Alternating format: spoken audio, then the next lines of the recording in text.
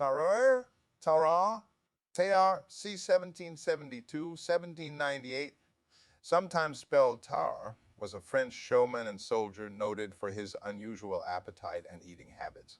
Able to eat vast amounts of meat, he was constantly hungry. His parents could not provide for him, and he was turned out of the family home as a teenager. He traveled France in the company of a band of prostitutes and thieves before becoming the warm-up act for a traveling charlatan. In this act, he swallowed corks, stones, live animals, and a whole basket full of apples. He then took this act to Paris, where he worked as a street performer. At the start of the War of the First Coalition, Tarrare joined the French Revolutionary Army, where even quadrupling the standard military ration was unable to satisfy his large appetite. He ate any available food from gutters and rubbish heaps, but his condition still deteriorated through hunger.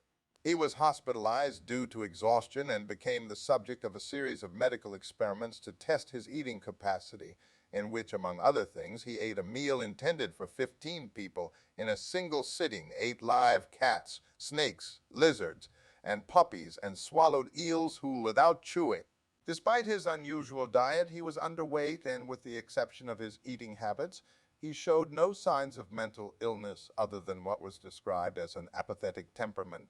General Alexandre de Beauharnais decided to put Tarrare's abilities to military use and employed him as a courier for the French army, with the intention that he would swallow documents, pass through enemy lines, and recover them from his stool once safely at his destination. Tarrare could not speak German, and on his first mission he was captured by Prussian forces, severely beaten, and subjected to a mock execution before being returned to French line. Chastened by this experience, he agreed to submit to any procedure that might cure his appetite and was treated with laudanum, tobacco pills, wine, vinegar, and soft-boiled eggs. The procedures failed, and doctors could not keep him on a controlled diet.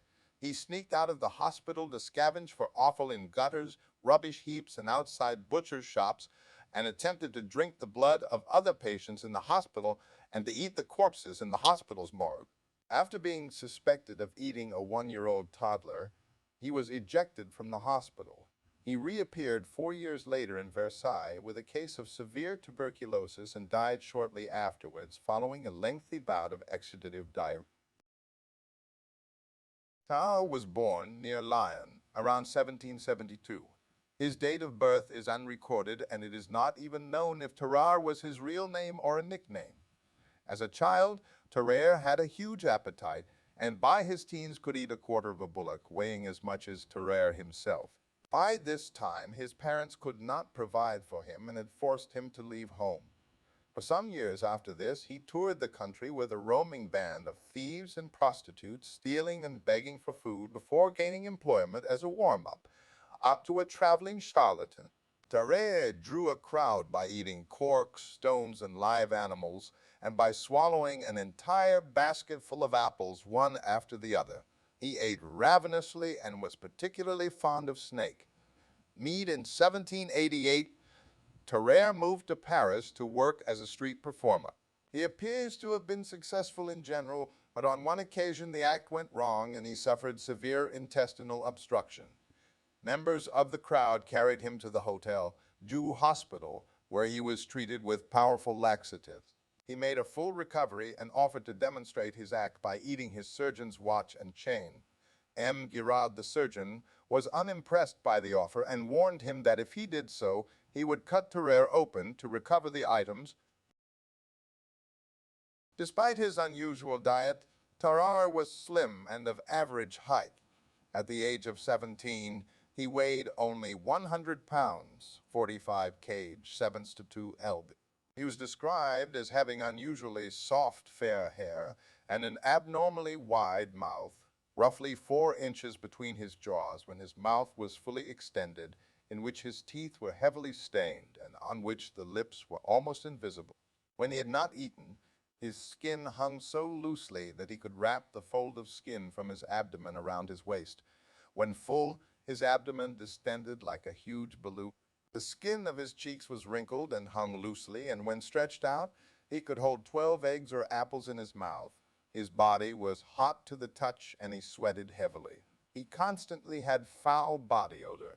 He was described as stinking to such a degree that he could not be endured in the distance of 20 paces.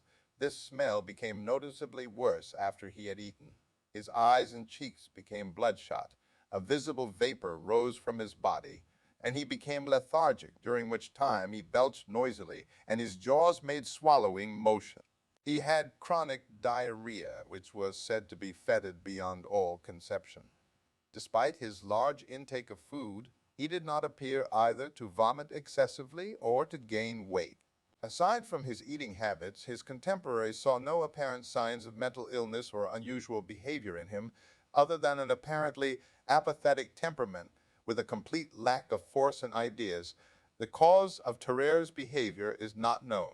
While there are other documented cases of similar behavior from the period, none of the subjects other than Tarrare were autopsied, and there have been no modern documented cases resembling Tarrare. Hyperthyroidism can induce an extreme appetite, rapid weight loss, profuse sweating, heat intolerance, and fine hair.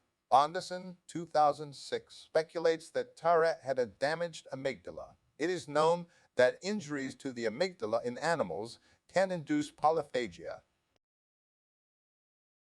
On the outbreak of the War of the First Coalition, Tarrare joined the French Revolutionary Army. However, military rations were insufficient to satisfy his appetite. He carried out tasks for other soldiers in return for a share of their rations and scavenged on the dung heap for scraps. But this was not enough to satisfy him. He was admitted to the military hospital at Sorts with a case of extreme exhaustion. He was granted quadruple rations but remained hungry. He scavenged for garbage in gutters and refuse containers, eat the scraps of food left by other patients, and creep into the apothecary's room to eat the poultices. Military surgeons could not understand his appetite. Tarrare was ordered to remain in the military hospital to take part in physiological experiments designed by Dr. Courville, surgeon to the 9th Hussar Regiment, and Pierre, Francois Percy, surgeon-in-chief of the hospital. Courville and Percy decided to test Tarrare's capacity for food. A meal had been prepared for 15 laborers near the hospital's gates. Although generally hospital staff restrained Tarrare in the presence of food. On this occasion, Courville allowed him to reach the table undisturbed. Tarrare ate the entire meal of 2 large meat pies, plates of grease and salt, and 4 gallons of milk, and then immediately fell asleep. Courville noted that Tarrare's belly became taut and inflated like a large balloon. On another occasion, Tarrare was presented with a live cat. He tore the cat's abdomen open with his teeth and drank its blood, and proceeded to eat the entire cat, aside from its bones, before vomiting up its fur and skin. Following this, hospital staff offered Tarrare a variety of other animals, including snakes, lizards, and puppies, all of which were eaten. He also swallowed an entire eel without chewing, having first crushed its head with his teeth. After several months that he spent as an experimental case, military authorities began to press for Tarrare to be returned to active duty. Dr. Courville was keen to continue his investigations into Tarrare's eating habits and digestive system, and approached General Alexandre de Beauharnais with a suggestion that Tarrare's unusual abilities and behavior could be put to military use. A document was placed inside a wooden box, which was in turn fed to Tarrare. 2 days later, the box was retrieved from his excrement, with the document still in legible condition. Courville proposed to de Beauharnais that Tarrare could thus serve as a military courier, carrying documents securely through enemy territory, with no risk of them being found if he were searched. Tarrare was called on by Beauharnais to demonstrate his abilities before a gathering of the commanders of the Army of the Rhine. Having swallowed the box successfully, Tarrare was given a wheelbarrow filled with 30 pounds, 14K, of raw bull's lungs and liver as a reward, which he immediately ate in front of the assembled generals. Following this successful demonstration, Tarrare became employed officially as a spy of the Army of the Rhine. Although General de Beauharnais was convinced of Tarrare's physical capacity to carry messages internally, He was concerned about his mental state and reluctant to entrust him, initially with significant military documents. Tarrare was ordered as his first assignment to carry a message to a French colonel imprisoned by the Prussians near Neustadt. He was told that the documents were of great military significance, but in reality, de Beauharnais had merely written a note asking the colonel to confirm that the message had been received successfully, and if so, to return a reply of any potentially useful information about Prussian troop movements. Tarrare crossed Prussian lines under cover of darkness, disguised as a German peasant. Unable to speak German, he soon attracted the attention of local residents who alerted the Prussian authorities, and he was captured outside Landau. A strip search found nothing suspicious on his person, and despite being whipped by Prussian soldiers, he refused to betray his mission. Brought before the local Prussian commander, General Zwingli, he again refused to talk and was imprisoned.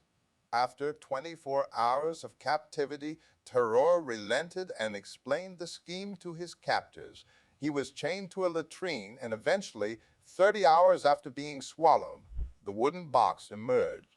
Zwingli was furious when the documents which Tarrare had said contained vital intelligence transpired only to be de Beauharnais' dummy message, and Tarrare was taken to a gallows and the noose placed around his neck. Some sources state that General Zwingli never retrieved the box, as Tarrare had the presence of mind to recover and eat the stool containing it before it could be seized by the Prussians. At the last minute, Zwingli relented and Tarrare was taken down from the scaffold, given a severe beating, and released near the French lines.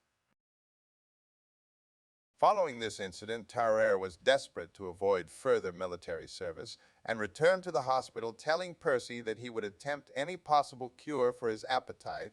Percy treated him with laudanum without success. Further treatments with wine, vinegar, and tobacco pills were likewise unsuccessful.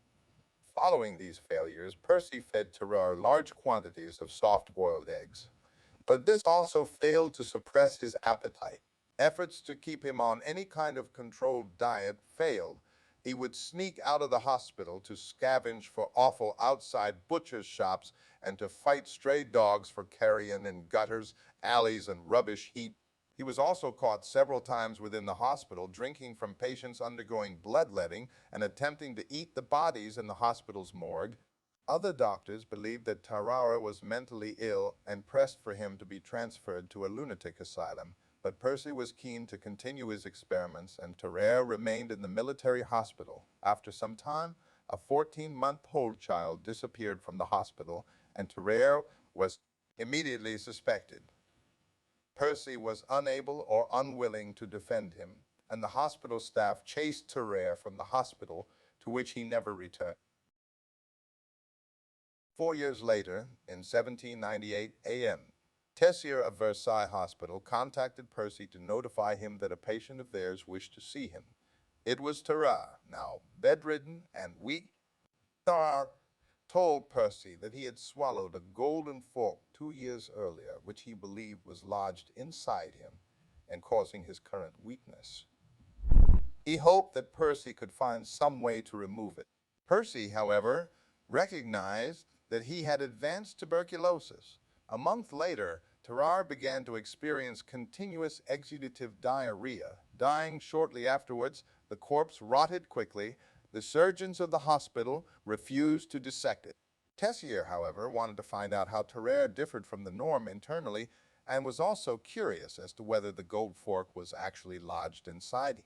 At the autopsy, Tarrare's gullet was found to be abnormally wide, and when his jaws were opened, surgeons could see down a broad canal into the stomach. His body was found to be filled with pus. His liver and gallbladder were abnormally large, and his stomach was enormous, covered in ulcers and filling most of his abdominal cavity. The fork was never found.